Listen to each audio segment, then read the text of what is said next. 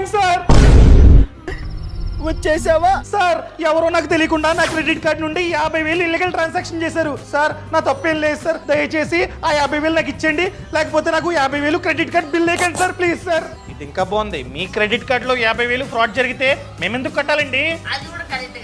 అదేంటి సార్ అలా అంటారు? సార్ మీకు ఆర్బీఐ రూల్స్ అన్నది సరిగ్గా తెలియదు అనుకుంటా.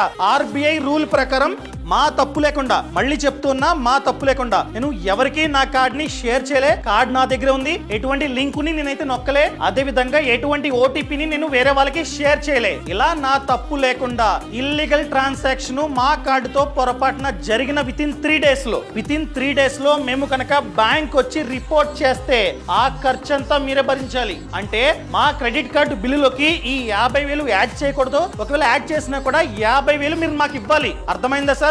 చెక్ చేసుకోండి కావాలంటే రూల్స్. ఓహో తెలిసిపోయిందా?